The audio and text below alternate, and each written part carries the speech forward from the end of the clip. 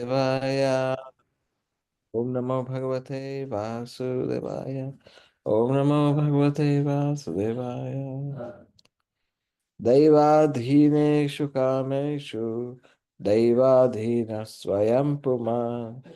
को विश्रम्भेत योगेन योगेश्वरमनुव्रतः।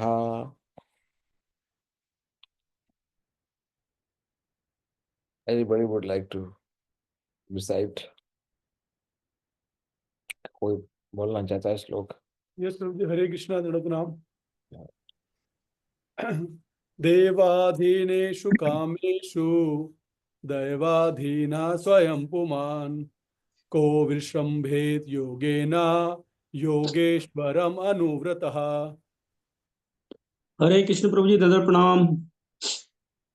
देव अधीनेषु कामेषु देव अधीन स्वयं पुमान्। कविस्वम्भेत योगेन योगेश्वरम अनुव्रतः। हरे कृष्ण। हरे कृष्ण प्रभु। Yes please. हरे कृष्ण प्रभु। देवाधीनेषु कामेषु दैवाधीनः स्वयं पुमान्। को विश्रम्भेत योगेन योगेश्वरमनुव्रता। श्रुति माता, you raise your hand, you can do that. जी प्रभु जी। देवादिनेषु कामेषु दैवाधीनं स्वयं पुमान्। को विश्राम्भेत योगेन योगेश्वर मनुव्रतः। भारती राधिका माता, you can do that. हरे कृष्णा प्रभु, धन्यवाद प्रणाम। देवादिनेषु कामेषु देवाधीनं स्वयं पुमान्। को विश्वम्भेत योगेन योगेश्वरमनुव्रतः। हरे कृष्ण। राधा चतुर्वेदी प्रभु। हरे कृष्णा प्रभु जी, धन्यवाद प्रणाम। देव अधीनेषु कामेषु देव अधीन स्वयं पुमान्। विश्रम्भेत योगेन योगेश्वरम अनुव्रतः। ऐश्वर्य कृष्ण प्रभु। प्रभु हरे कृष्णा, दिस इज दया गौरांग दास। हम दोनों साथ में ही हैं, ऐश्वर्य कृष्ण प्रभु और मैं। देवाधीनेषु कामेषु दैवाधीनः स्वयं पुमान्। को विश्रम्भेत योगेन योगेश्वरमनुव्रतः। शब्दार्थ।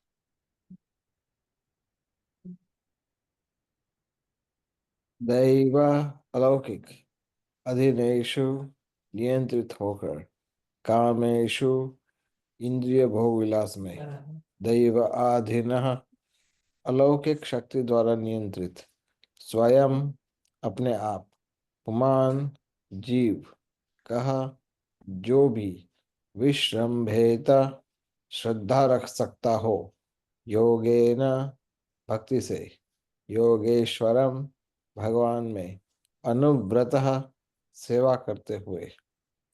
अनुवाद और तात्पर्य प्रभुपाद जी के द्वारा।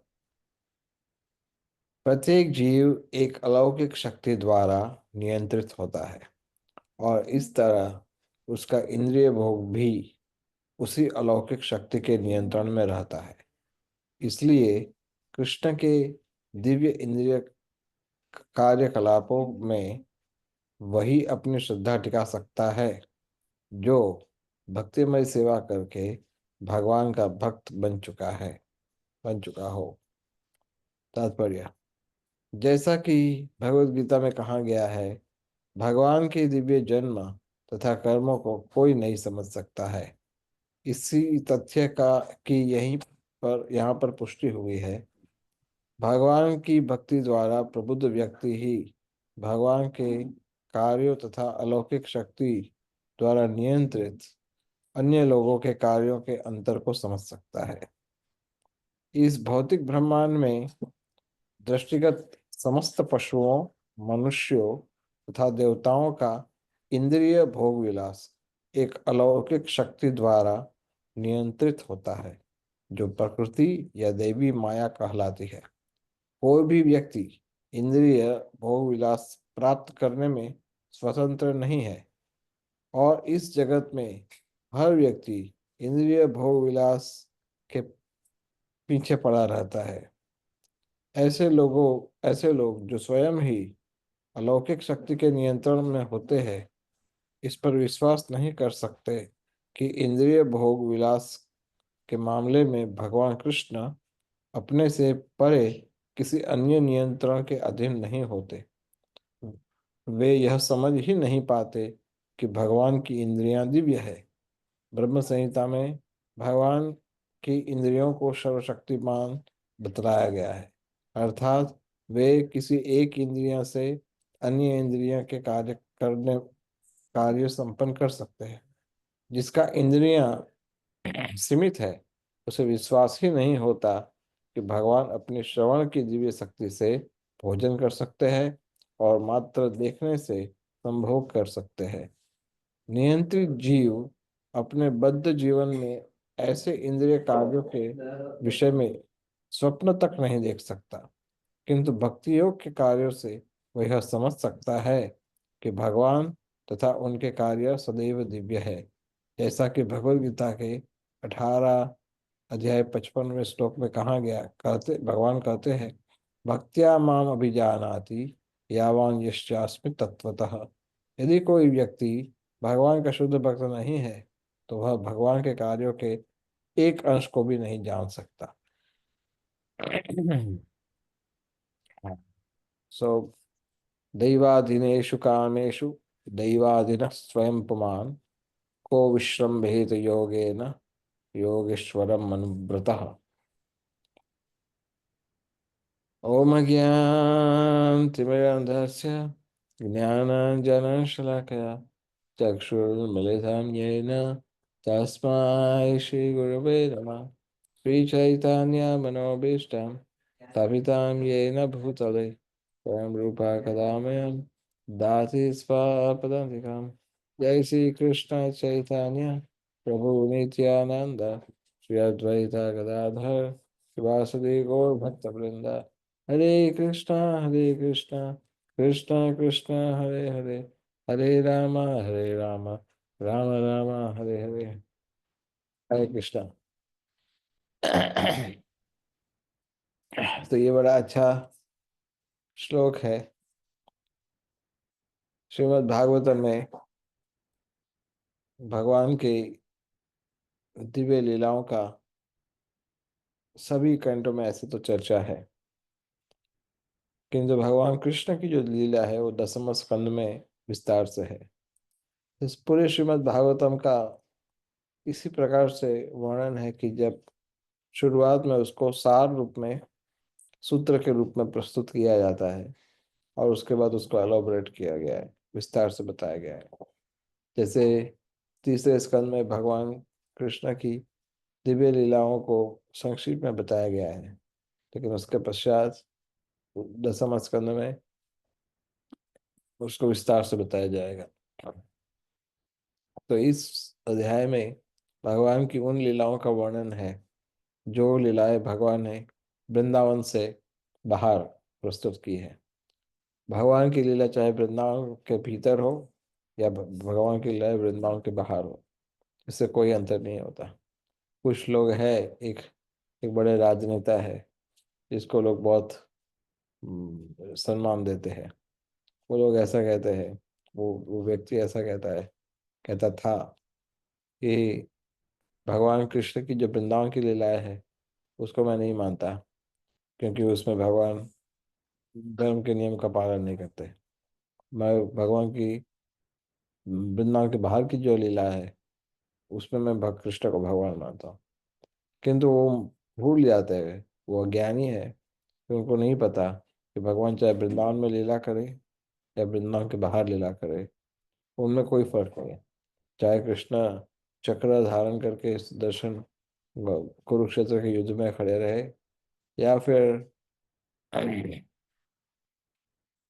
शिशुपाल का वध करे या फिर भगवान पूतना का वध करते हैं वृंदावन में, इसमें कोई अंतर नहीं है। कृष्ण का गोवर्धन उठाने का लीला हो या कृष्ण का द्वारका का कोई लीला हो, उसमें कोई अंतर नहीं है। ये बात ठीक है कि कृष्ण की सभी लीलाएं जो है उसमें वृंदावन की लीला सबसे मधुर है, किंतु भगवान की सभी लीला एक समान है। आप ये नहीं कह सकते कृष्ण का दायां अंग बायां अंग से ज्यादा अच्छा है, आप ये नहीं कह सकते। तो उसी तरह से भगवान की ये जो दिव्य लीलाएं हैं, इसका वर्णन श्रीमद् भागवतम के तीसरे स्कंद में यहाँ पर वृंदावन के बाहर की लीलाओं का वर्णन है। खास करके ये अध्याय में इन श्लोकों के आसपास कृष्ण किस तरह से अपना लीला समाप्त करते हैं उसका भी वर्णन है। सो इस श्लोक में महत्वपूर्ण बात बताई गई है कि हर एक व्यक्ति प्रकृति के प्रभाव में रहता है, एक अलौकिक शक्ति के प्रभाव में नियंत्रित रहता है। लोग ये भूल जाते हैं कि आ, वो प्रकृति से बंधे हुए हैं। लोग ऐसा सोचते हैं कि हम जो चाहे कर सकते हैं, हमें कोई रोकने वाला नहीं है। यहाँ तक कि उनकी इंद्रियां, वो भी इंद्रिय भोग भी प्रकृति जितना उनको अलाउ करती है उतना ही वो लोग ले सकते हैं। जैसे मान लो हर एक व्यक्ति ऐसा इच्छा रखता है कि उसको भरपूर इंद्रिय तृप्ति, भोग विलास उसको प्राप्त हो, किंतु प्रकृति उसकी हर बात को स्वीकार नहीं करती है। लोगों ने बहुत योजनाएं बनाई थी, बहुत परिश्रम किए थे, बहुत सारे स्वप्न देखे थे, अगर हम 2020 की बात करें। किंतु क्या हुआ, कोविड के समय पे सब लोग अपने अपने घरों में घुस गए। सबको जबरदस्ती घर में लॉक रहना पड़ा। ये सब सब जान रहे पूरे विश्व में, चाहे कोई धनवान व्यक्ति हो, कोई विज्ञानी हो, या कोई राजा हो, इससे कुछ अंतर नहीं था। हर एक व्यक्ति प्रकृति के सामने लाचार था, विवश था। तो और धीरे धीरे प्रकृति कुछ जैसे अधर्म जैसे जैसे बढ़ रहा है, प्रकृति भी सहयोग देना कम कर रही है। अब सब लोग जानते हैं कि आज आए दिन आपको सुनने में आता है यहाँ पर साइक्लोन हुआ, इधर बाढ़ आई है, इधर आग लगी है, या फिर यहाँ ज्वाला फॉरेस्ट फायर है। तो प्रकृति भी सहयोग नहीं दे रही है। क्यों? क्योंकि लोग भगवान को बिल्कुल स्वीकार नहीं करते, किंतु वो भूल जाते हैं, ये जो दो लोग हैं वो इस बात को स्वीकार नहीं करते कि उनके ऊपर एक अलौकिक शक्ति काम काम करेगी। उनका मानना यह है कि हम जो कुछ भी कर सकते हैं। और जब आप भक्त लोग उनको समझाने का प्रयास करते हैं, भक्त लोग उनको कहते हैं, देखिए आपके हाथ में कुछ नहीं है, आप भगवान के शरणागत हो जाइए, आप तभी आप सुखी हो सकते हैं, अन्यथा आप सुखी नहीं हो सकते। जैसे आप लोग आजकल मैराथन में जाते हो, मैराथन में बुक डिस्ट्रीब्यूशन के समय पे आप लोगों को अप्रोच करते हो, आप उनको कहते हो कि लो ये भगवान का संदेश है, इसको आप सुनिए, इसको पढ़िए, इससे जीवन में परिवर्तन आएगा। आप उनको बोलोगे तो कई आज लोग ऐसा है, क्या कहेंगे आपको, हमें परेशान मत करो, हम जो कर रहे हैं बिल्कुल ठीक कर रहे हैं, हम इंद्रिय तृप्ति कर रहे हैं, उसमें आपको क्या प्रॉब्लम है। भक्ति सिद्धांत सरस्वती ठाकुर एक उदाहरण देते थे कि एक व्यक्ति पतंग उड़ा रहा था और वो पीछे की ओर खिसक रहा था। उसका एक मित्र था, वो उसको दूर से देख रहा था। उसने देखा कि वो गिरने वाला है, तो उसने जा करके कहा, ए सुनो, तुम गिर जाओगे, संभाल करके पीछे देखो। तो वो व्यक्ति जो था उसने कहा, "श्श, मुझे पतंग उड़ाने दो, मुझे मत रोको।" तो लोग ऐसा सोचते हैं कि हम जो कर रहे हैं वो बिल्कुल ठीक कर रहे हैं, उसमें कुछ भी गलत नहीं है। ये है उनकी समस्या। एक व्यक्ति था, वो बहरा था, वो सुन नहीं सकता था, और आ, उसकी पत्नी कुछ काम में लगी हुई थी, घर के काम में। तो वो बिल्कुल सुनता था, बहुत कम सुनता था। तो उसने अपनी पत्नी को चिल्ला करके बुलाया, इधर आओ। You know, तो उसकी पत्नी ने कहा कि जोर से चिल्ला करके कहा, हाँ मैं 2 मिनट में आ रही हूँ। You know, तो थोड़ी देर के बाद उसने फिर से चिल्लाया, you know, सुनते हो, इधर आओ। तो उसने उन्होंने कहा 2 मिनट, बोले फिर से उन्होंने कहा जोर से, हाँ मैं 2 मिनट में आ रही हूँ। और फिर तीसरी बार ये भाई साहब जो थे वो गुस्सा हो गए और जोर से चिल्ला करके बोले, सुनती नहीं हो क्या, बहरी हो, कब से चिल्ला रहा हूँ, तुम इधर आओ। तो वो व्यक्ति वास्तव में खुद बहरा था, लेकिन वो सोचता था कि उसके अलावा बाकी सब बहरे हैं। तो ये है समस्या भौतिकवादी लोगों की। यद्यपि समस्या उनकी है, वो भगवान को विश्वास नहीं करते। वो ये समझते नहीं कि उनकी, यहाँ तक कि उनके इंद्रिय भोग भी अलौकिक शक्ति से नियंत्रित है, फिर भी वो ये दावा करते हैं कि वो बिल्कुल स्वतंत्र है और उनके ऊपर कोई शक्ति नहीं है। इसलिए बड़ी आवश्यकता है ये ग्रंथों के वितरण की। अगर आप पुस्तक वितरण में कमजोरी करते हैं तो क्या होगा, माया का मैराथन जो है वो तो 365 दिन 24 घंटे चलता है। मैं जब कुछ दिन पहले किसी से बात कर रहा था तो मैं ये सोच रहा था कि दिसंबर जनवरी 2 महीना आप मैराथन करते हो, लेकिन माया जो है वो तो नॉन स्टॉप 365 24/7 लगातार मैराथन करती है और एक बार भी थकी नहीं है, कंटिन्यूस मैराथन कर रही है।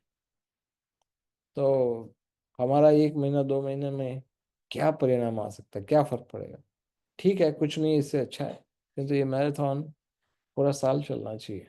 दिन ब दिन समाज की जो स्थिति है वो इतनी गिर रही है कि लोग भगवान में से उनकी रुचि कम हो रही है, वो आधुनिक जीवन को सुख का स्रोत मानते हैं।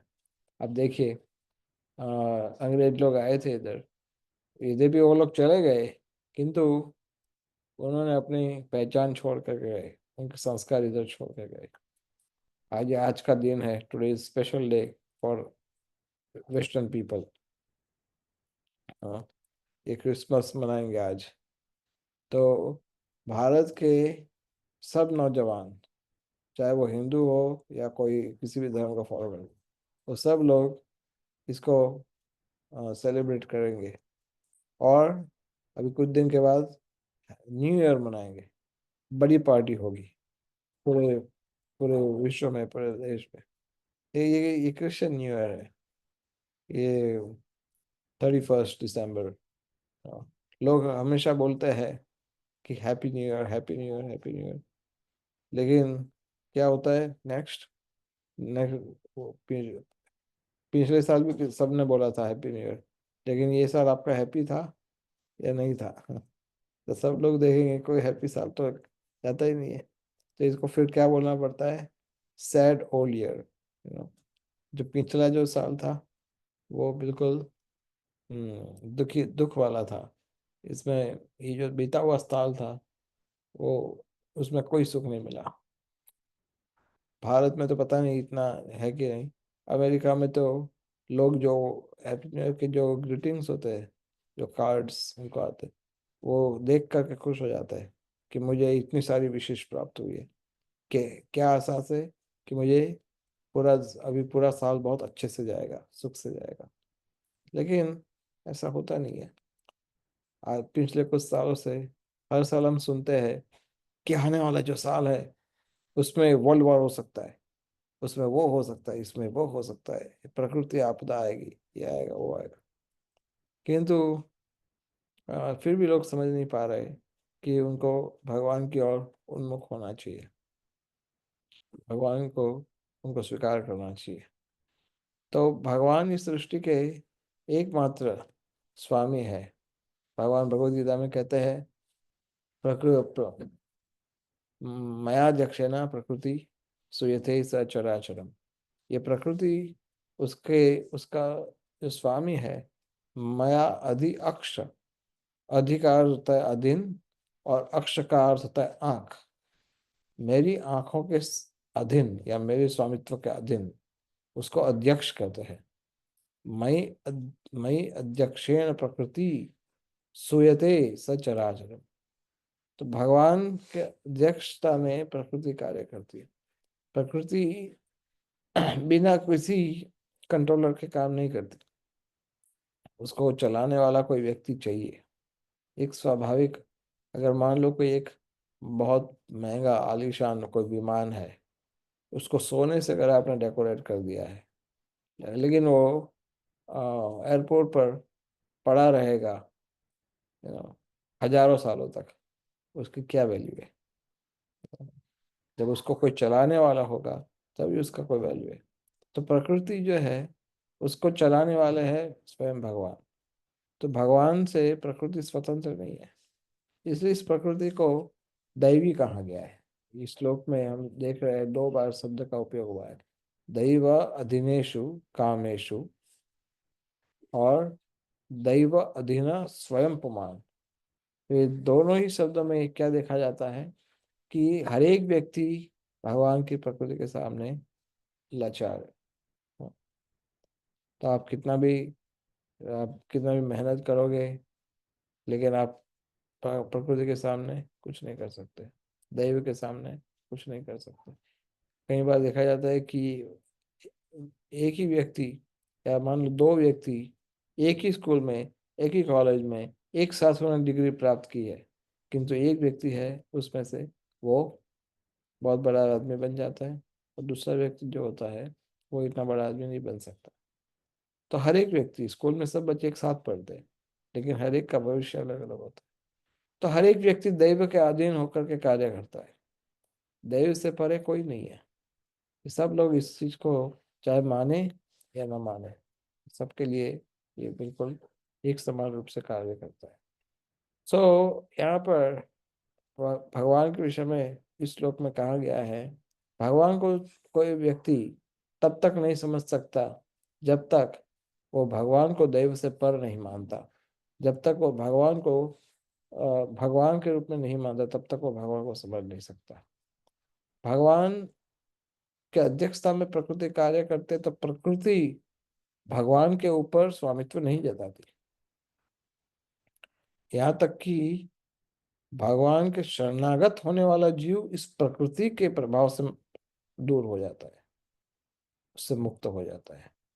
भगवान कहते हैं भगवद गीता में कि दैवी येषा गुणमयी मम माया दुरत्या।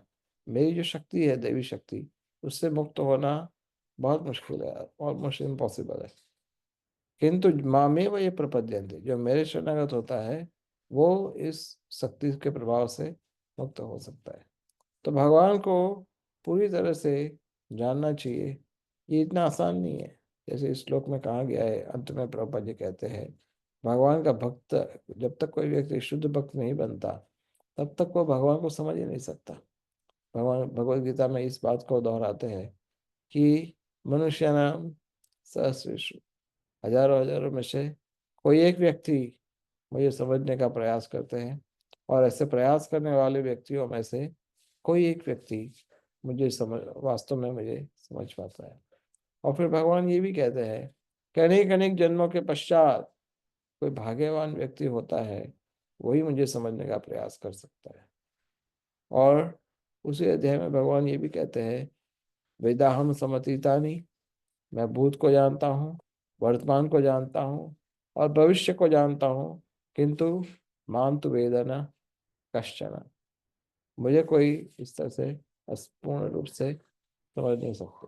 तो भगवान को जब तक कोई भक्ति मार्ग से नहीं जानता, भक्त्या माम अपि जानाति, भक्ति योग से अगर कोई व्यक्ति भगवान को नहीं समझता, तब तक वो भगवान को समझ ही नहीं सकता। यह असंभव है। भगवान को न मे विदुषुरगणा प्रभवम न महर्षय, बड़े बड़े देवता भी भगवान को नहीं समझ पाते, बड़े बड़े महर्षि भी नहीं समझ पाते। अहम आदि ही देवानाम महर्षि नाम से सब।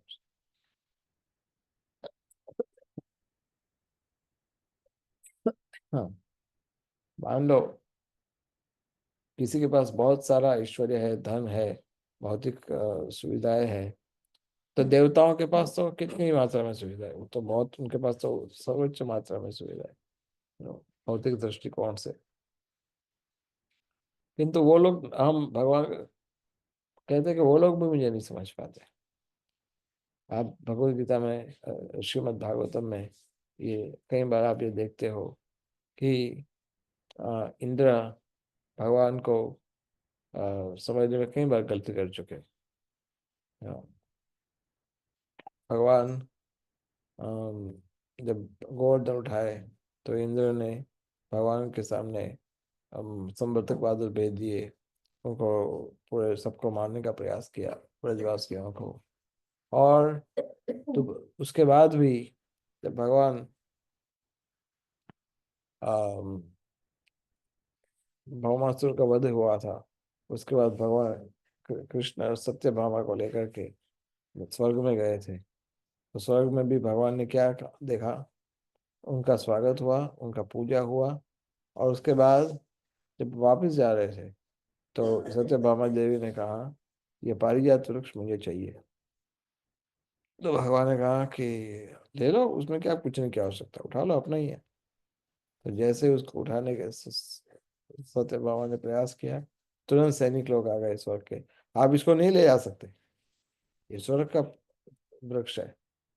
तो भगवान ने कहा, अब तो लेकिन हमारे रानी ने स्वीकार, तय कर लिया कि वो लेना चाहते हैं, तो कोई इसको रोक नहीं सकता।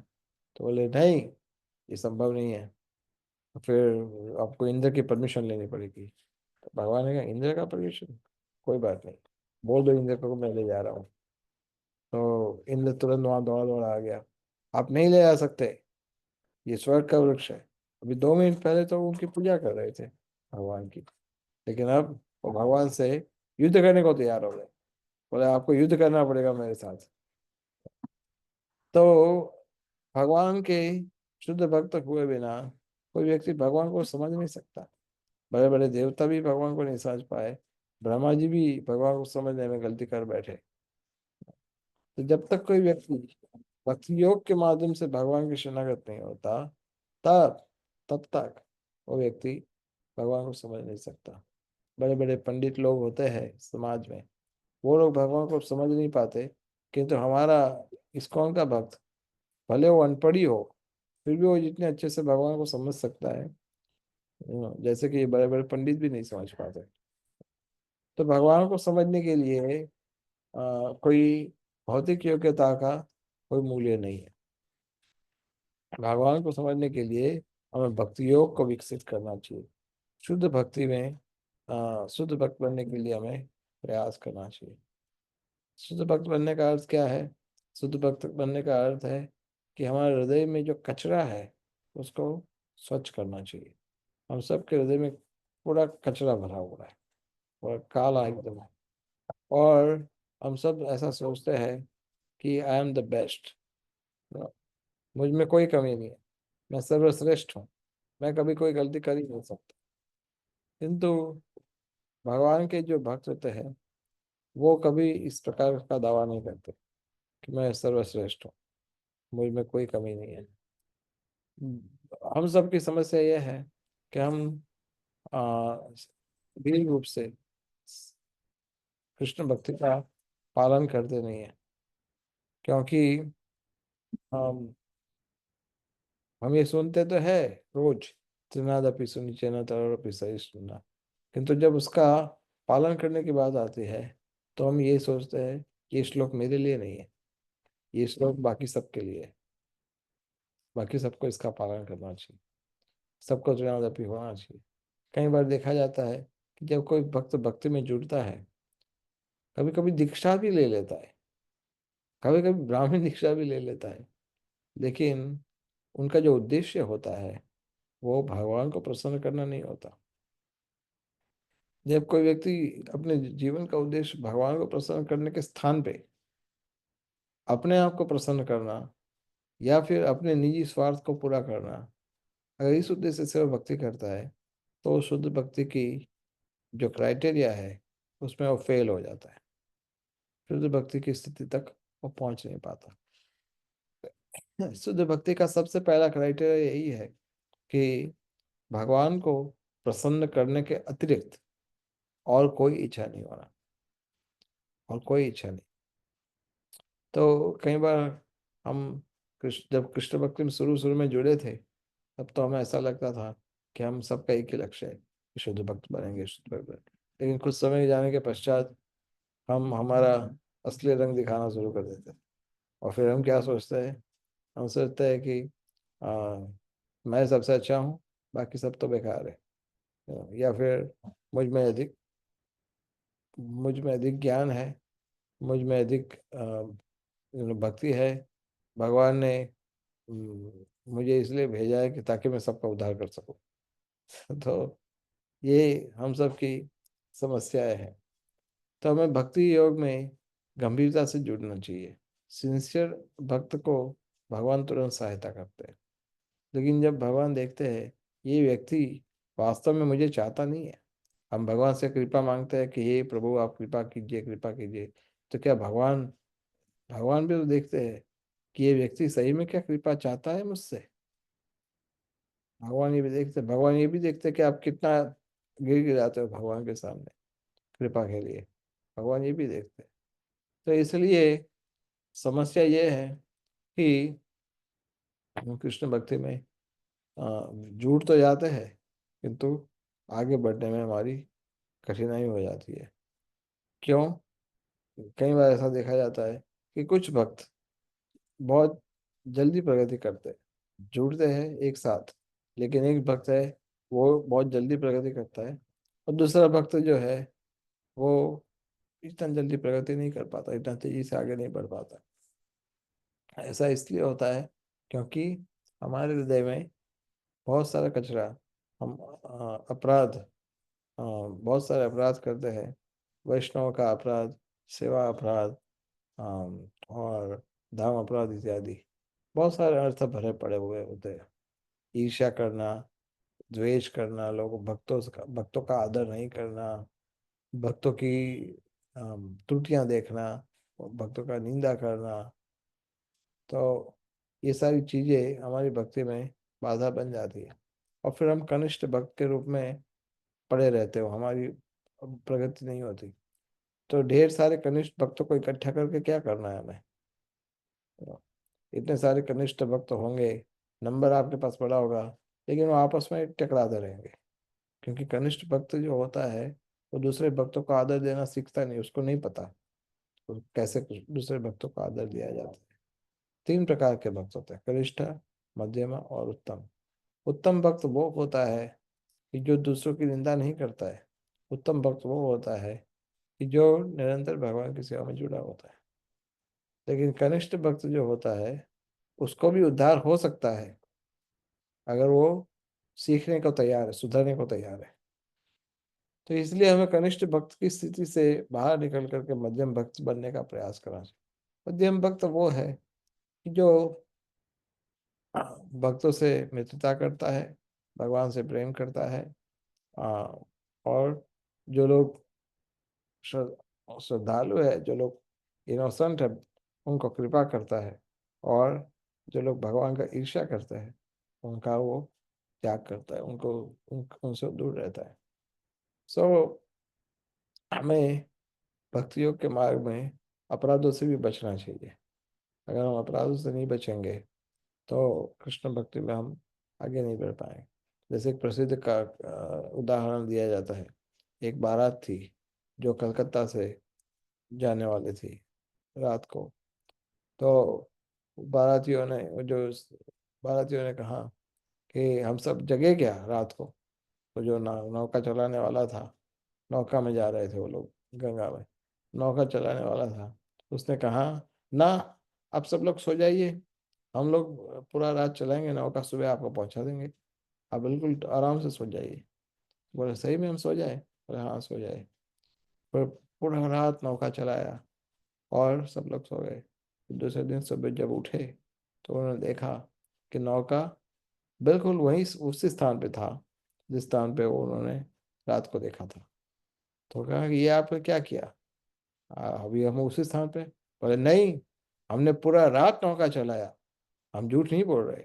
अब देखो, हमने पूरा रात नौका चलाया है। लेकिन उन्होंने नौका तो पूरा रात चलाया था, किंतु जो हुक है, जो एंकर है, वो जमीन से निकाला नहीं था। तो नौका, भले पानी से उन्होंने पूरा रात नौका चलाया, लेकिन वो नौका बिल्कुल वहीं का वहीं था, वो बिल्कुल आगे नहीं हो गया। तो उसी तरह से अगर हम कृष्ण भक्ति में निरंतर प्रयास करते रहते हैं, कृष्ण सेवा करते हैं, मंगला आरती मॉर्निंग प्रोग्राम करते हैं, या फिर जप करते हैं, ये सब करते हैं भगवान की सेवा, किंतु जब तक हमारा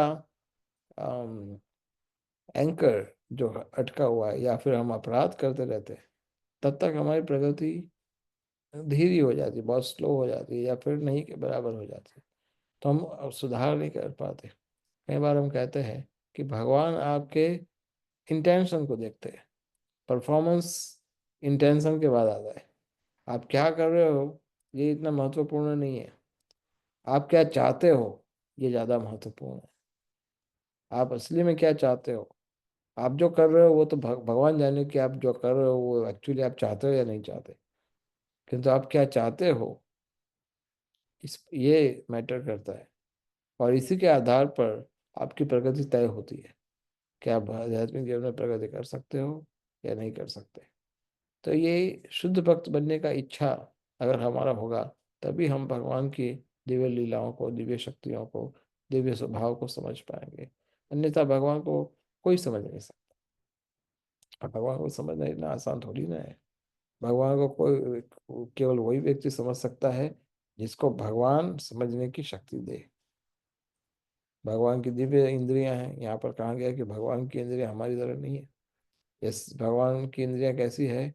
वो एक इंद्रियां से दूसरी इंद्रियों का कार्य कर सकते हैं बड़ी आसानी से, बड़ी सरलता से। अब भौतिकवादी लोग ये क्या नहीं समझ पाएंगे कि भगवान अपने एक इंद्रिया से दूसरी इंद्रिया का कार्य कर सकते हैं, क्योंकि भगवान पूर्ण पुरुषोत्तम भगवान है, सभी इंद्रियों के स्वामी है, और इसलिए उनके लिए कोई भी चीज़ असंभव नहीं है। किंतु हम इस दिव्य चीज़ों को नहीं समझ पाते। भगवान के जन्म और कर्म दिव्य है, इस बात को हम समझ नहीं सकते। हम कहेंगे नहीं नहीं प्रभु जी, हम तो भगवान के भक्त बन चुके हैं, इसलिए हम तो समझते हैं। नहीं, हम भले ही भगवान के भक्त बन चुके हैं, लेकिन तत्वतः जानना पड़ता है। और तत्वतः आप तभी जान सकते हो जब आप भगवान को जानने का प्रयास करते हो। जब भगवान देखेंगे तो फिर वो गुरु के माध्यम से आपको सहायता करेंगे। ये साधन भक्ति का जो मार्ग है, वो साधन भक्ति के मार्ग का यही लक्ष्य होता है कि अ, हम हमारी इंद्रियों को भगवान की सेवा में जोड़े, श्रवणम कीर्तनम के माध्यम से। तो भक्तों को श्रवणम कीर्तनम और बाकी जितने भी विधियां हैं, नवदा भक्ति और 64 जो लक्षण है भक्ति के, जो अंग है, उन सभी अंगों का पालन करने का प्रयास करना चाहिए। बड़ी सावधानी से इसका पालन करना चाहिए। उसका रूट है आध्यात्मिक गुरु की आज्ञाओं का पालन, ये उसका रूट है। और हमें किसी चीज को प्राप्त करना है, हमें कंफर्ट जोन से बाहर आना पड़ेगा। ये आपने सुना होगा, कंफर्ट जोन। कंफर्ट जोन का अर्थ होता है हम वही कार्य करना पसंद करते हैं जिस कार्य में हमें कोई कठिनाई ना हो, हम बड़ी सरलता से करें। अभी कुछ दिन पहले मुझे कोई बता रहा था कि कोई एक भक्त था, वो प्रचार कर रहा था, और प्रचार में वो ऐसा बोल रहा था, आप बिल्कुल कष्ट मत उठाइए, आपसे जितना होता है कहिए, ना होता है तो भी चलेगा। आप केवल कृष्ण का नाम बोलोगे तभी भी आप भगवत धाम चले जाओगे, कृष्ण लोग चले जाओगे। मैंने कहा कि ये तो गलत प्रचार हो रहा है। वो उसने यहाँ तक बोल दिया कि आप अपराध करते हो ऐसा भी चिंता मत करो, अपराध होते तो होने दो। बोले आपकी 16 माला भी पूरी नहीं होती तो होने नहीं, उसका भी चिंता मत करो, फिर भी आप भगवत धाम चले जाओगे। मैंने कहा ये अच्छा मार्केटिंग टूल है, अच्छे लोगों को इकट्ठा कर लोगे आप, लेकिन इससे आपका लाभ नहीं होगा। इससे आप गलत उदाहरण प्रस्तुत करोगे। तो ऐसा लीडरशिप, ऐसा ऐसी इस प्रकार की गलत चीज़ों से हमें अपने आप को बचाना चाहिए। हमें कंफर्ट जोन से निकलना, हमें कठिन चीज़ों को लेना चाहिए। भगवान देखते हैं कि ये व्यक्ति मुझे जानने के लिए, मुझे समझने के लिए कठिन कार्य कर रहा है, जो उसके लिए मुश्किल है। तभी तो प्रेम को प्रस्तुत होता है ना। प्रेम को कैसे प्रस्तुत कर सकते हो आप कोई कठिन कार्य करते हो जो आपके लिए मुश्किल है भगवान की खुशी के लिए, तभी तो आप ये कार्य कर। जैसे आप देखते हो कि इज होलीनेस गोपाल कृष्ण गोस्वामी महाराज, कैसी उनकी शरीर की अवस्था बिल्कुल कमजोर थी, बिल्कुल कमजोर। हाँ, कुछ साल तक तो हमने देखा था, अभी कुछ साल तक वो ऑल्टर में खुद पोछा लगाते थे भगवान के सामने, आपने देखा होगा। और वो भी जमीन पर बैठ करके। फिर जब डॉक्टर ने उनको मना किया तब जाके उन्होंने उसको रोका। लेकिन वो सेवा करने के लिए रोज 4:30 बजे मंगला आरती में, आपके दिल्ली की ठंड कितनी भारी होती है, और ऐसी ठंड में रोज मंगला आरती करने सुबह 4:30 बजे ऑल्टर में होते हैं। और ऐसी वृद्धावस्था में पूरा समय भगवान के लिए संघर्ष करते हैं। और जब उनको कहते थे कि आप थोड़ा कम कीजिए, अभी आपका शरीर आपको साथ, तो बोलते थे don't take away my privilege to struggle for Krishna. मैं प्रभुपाद जी की सेवा करने में आप मुझे रोकिए मत। तो वो हमेशा इस प्रकार से बिल्कुल ठीक ठीक वैसे ही जैसे श्री प्रभुपाद जी कहा करते थे। तो महाराज भी इस बात को बताते थे कि कंफर्ट जोन से बाहर निकलना चाहिए। शायद आप में से बहुत सारे भक्तों को शायद पता होगा कि नहीं, जब वो युवा अवस्था में थे, जब वो 80s में 90s में 80s में 90s में, उस समय रशिया में -25 डिग्री ठंडी होता था। और महाराज मैराथन को उजागर करने के लिए, मैराथन को प्रोत्साहन देने के लिए रशिया के भक्तों को इतना प्रोत्साहन देते थे। और कभी कभी वो खुद जाते थे रशिया, और उस समय 36 घंटा सेवा करते थे। आप समझे, रात को सोते भी नहीं थे, इतना सेवा करते थे। तो अगर आपको कुछ सही में कुछ चीज आपको प्राप्त करनी है, तो आपको उसकी कीमत चुकानी चाहिए। You want to please Krishna, you have to pay for it. You want to get highest devotional service, you have to pay for it.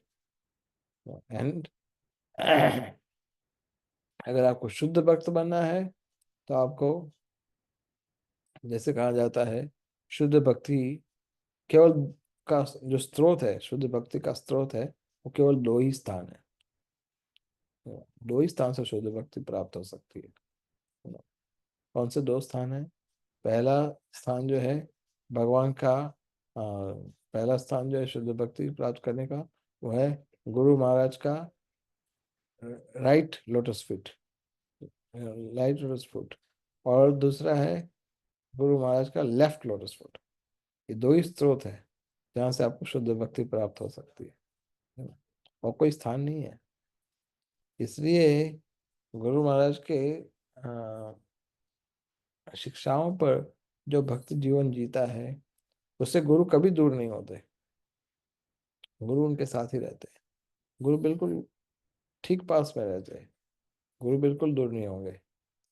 लेकिन महत्वपूर्ण क्या है, उनकी शिक्षाएं जो है, उनके जो आदेश है, उनके जो लेक्चर्स है, उस पर हम कितना निर्भर करते हैं।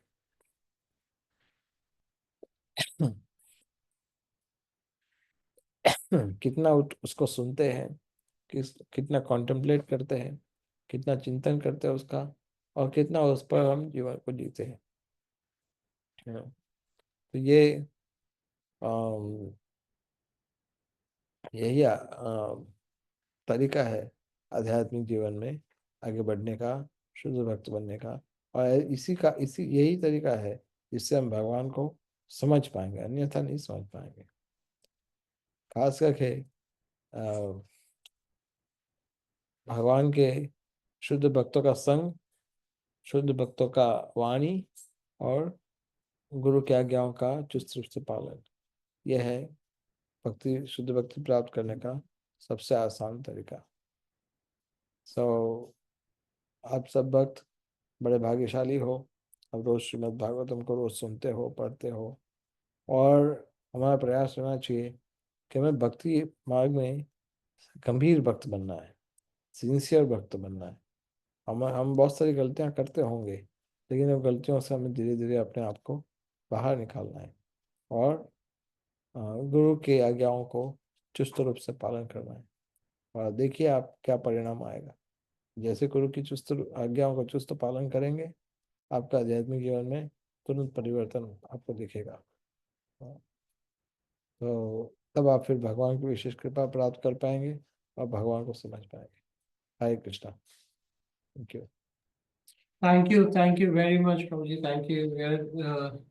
We're very fortunate to have you, Prabhuji. Thank you for a wonderful katha. किन्हीं भक्त का अगर कोई प्रश्न है तो वो पूछ सकते हैं अपना, you can raise your hand and ask question. Yes, Hare Krishna, Prabhu. You have some question?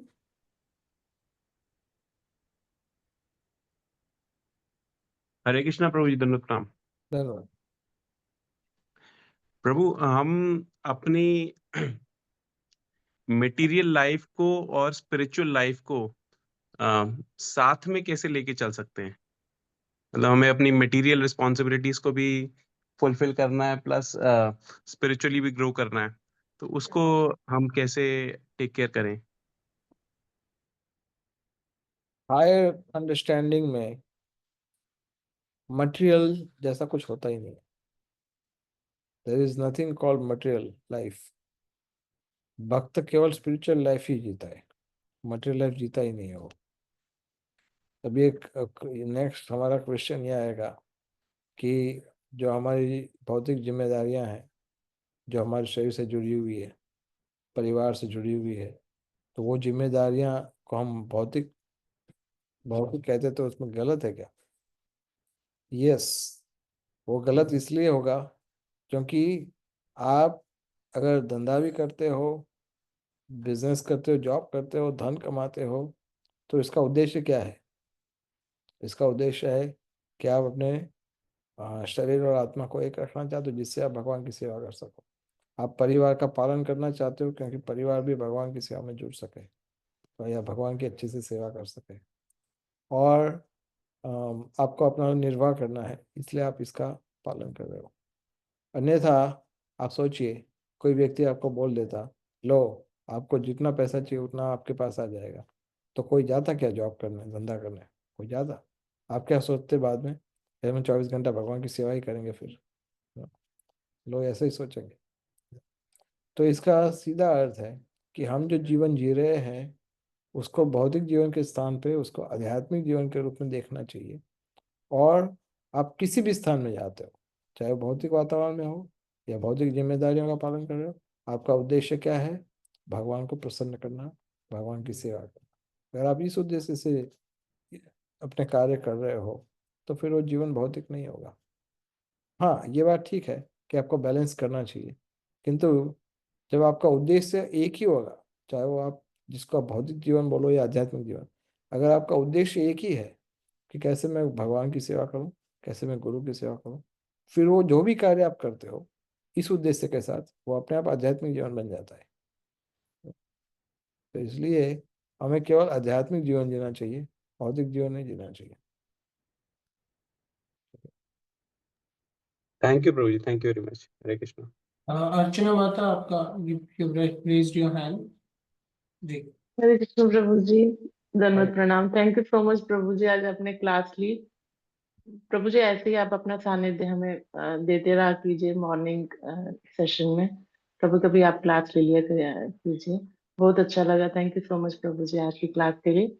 मेरा एक छोटा सा प्रश्न है प्रभु जी, हमें भगवान से प्रेम करने के लिए व्यापार मतलब जैसे बहुत ज्यादा कुछ करना पड़ेगा क्या? जैसे आपने कहा कि हमें कीमत चुकानी पड़ती है, तो भगवान से प्रेम तो हम ऐसे ही कर सकते हैं ना? कीमत चुकाने का अर्थ है हमें उन कार्यों को त्यागना पड़ता है जो कि भक्ति के मार्ग में हमारे बाधा है। भगवान रूप गोस्वामी कहते हैं कि हे मेरे मित्र, अगर आपको शुद्ध भक्ति कहीं से प्राप्त होती है तो आप उसको तुरंत ले लो, उसमें बार्गेनिंग मत करो कि मैं इतना ही कर सकता हूँ, इतना नहीं कर सकता, इतना ही कर सकता हूँ, उतना। एक तो पहले कहीं मिलता ही नहीं, शुद्ध भक्ति किसी को नहीं मिलता। अगर बड़ी मुश्किल से अगर किसी को मिल भी रहा है शुद्ध भक्ति, उसमें भी अगर हम बार्गेनिंग करेंगे कि मैं इतना ही कर सकता हूँ, इससे ज़्यादा नहीं कर सकता हूँ, मैं उसमें नेगोशिएशन करेंगे, तो क्या होगा, वो हमारी जो शुद्ध भक्ति है वो हाथ से निकल जाएगी, फिसल जाएगी। तो इसलिए जो कीमत चुकाने का अर्थ होता है भक्ति के प्रतिकूल कार्य है उसको त्यागना चाहिए, और भक्ति के अनुकूल कार्य है उसको स्वीकार करना चाहिए। क्योंकि जब त्यागने की बात आती है तो सब परेशान हो जाते हैं, तो वही तो वास्तव में उसकी कीमत है। तो वो कीमत का अर्थ यही होता है कि त्याग करो और उत्साह से आप सेवा करो, पूरा समय सेवा करो। उतना अगर कर सकते हो तो भगवान आपको तुरंत स्वीकार कर सकते हैं। ओके प्रभु जी आप ऐसे क्लास लिया कीजिए कभी कभी। Thank you.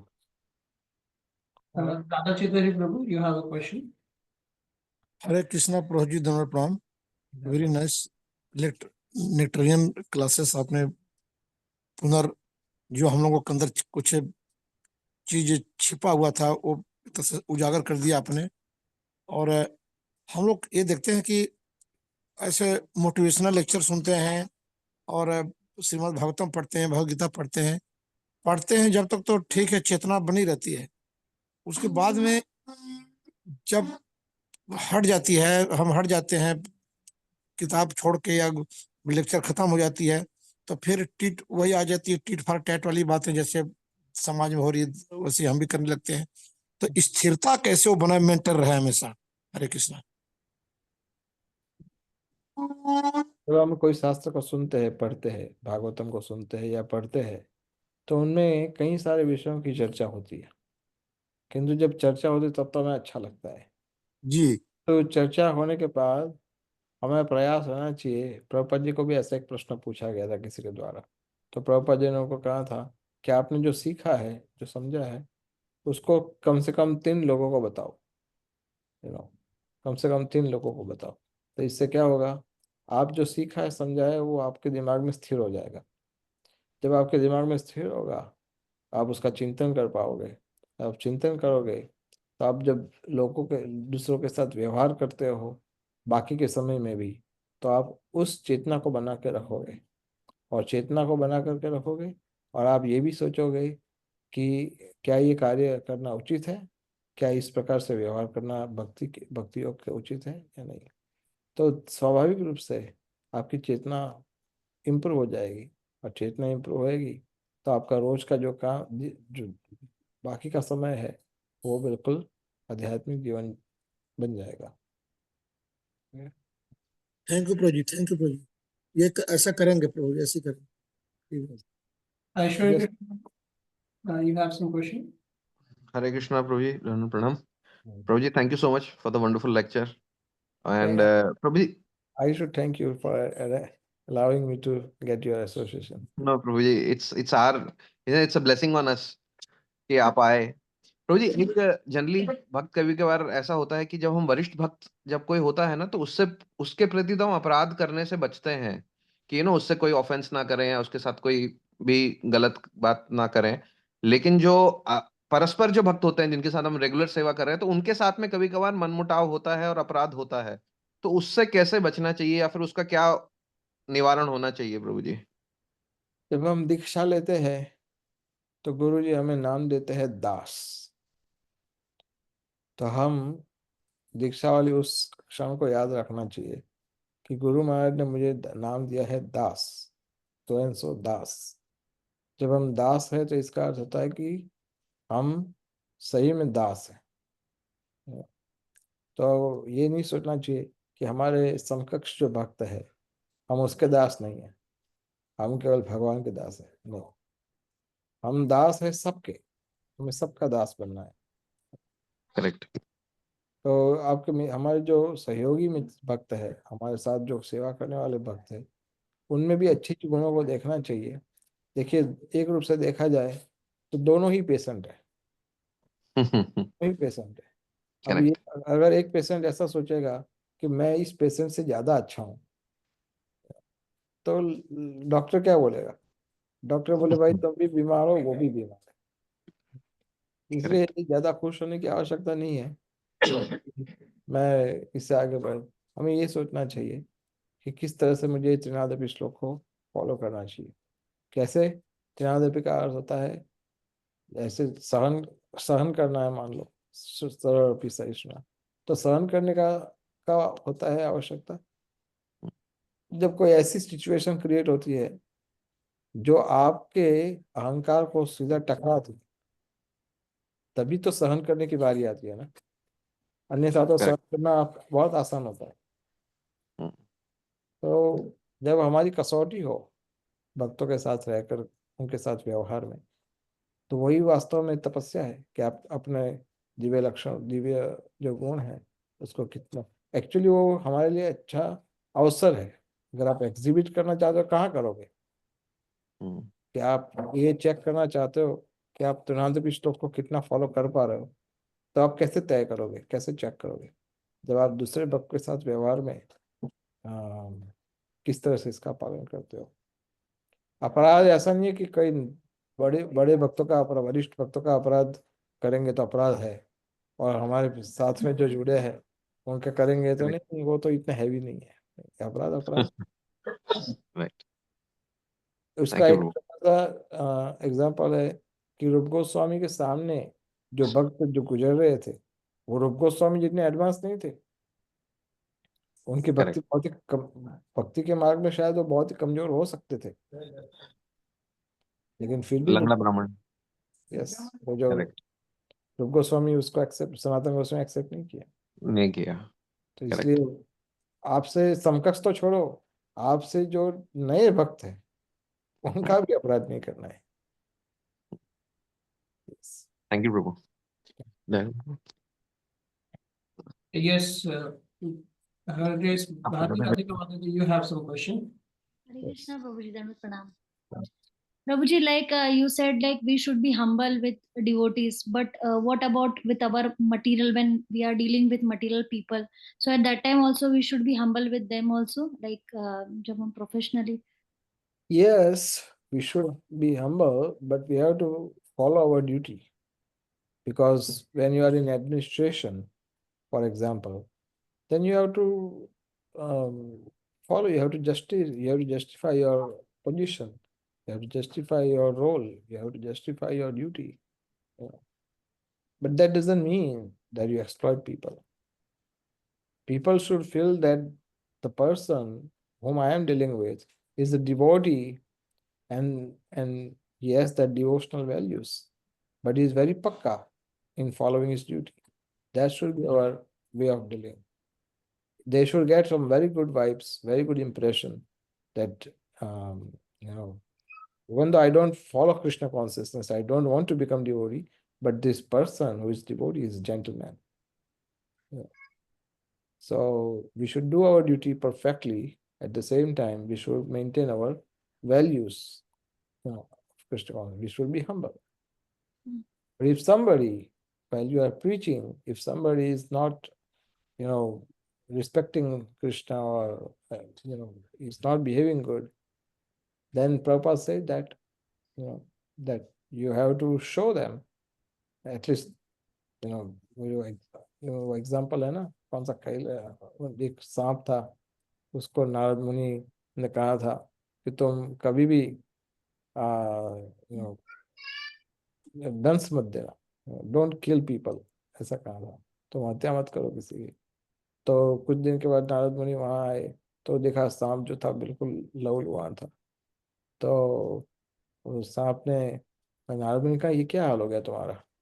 तो सांप ने कहा आपने बोला ना किसी का हत्या नहीं कर, किसी को दंश नहीं देना, किसी का हत्या नहीं करना, तो मैं तो बस बैठा रहा हूँ, लोग आते मुझे मार के चले जाते, कुछ नहीं करता, मैं तुम्हारा अभी सुनी चैनल फॉलो कर रहा हूँ, तो क्या करूँ? तो नारद मुनि ने कहा कि मैं तुम्हें हत्या करने को मना किया था, उसको सामने वाले को अपना फैन दिखाने को थोड़ी मना किया था।